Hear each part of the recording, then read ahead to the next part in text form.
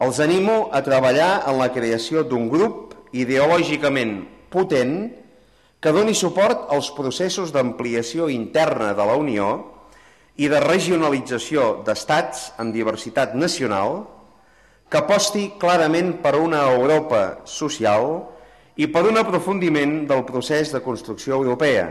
És d'aquesta manera que treballarem pel benestar dels nostres ciutadans i per complir amb el mandat democràtic que ens ha estat conferit, treballarem, en definitiva, pels pobles d'Europa.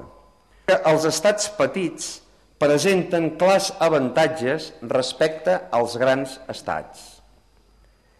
Els països petits tendeixen a tenir un major nivell de cohesió social. Els governs dels països petits són més àgils, la qual cosa els dona una major facilitat per dissenyar i aplicar polítiques i una menor propensió a malbaratar recursos.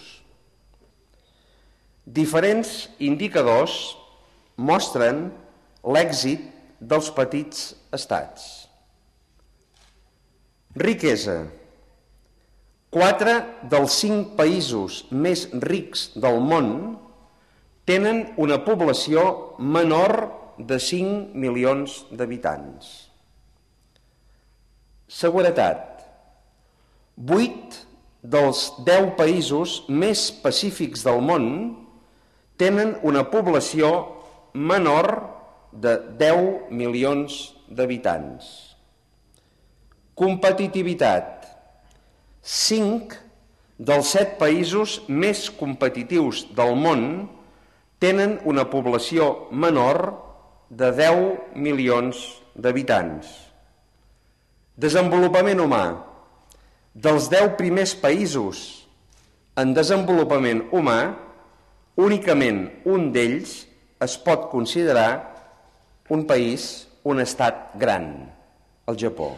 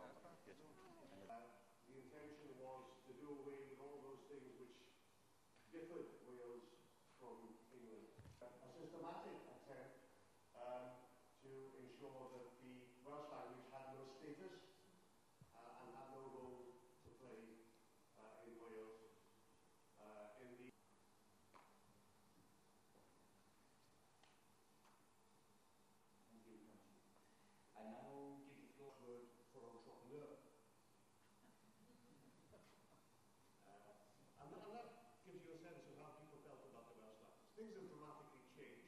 And I think over the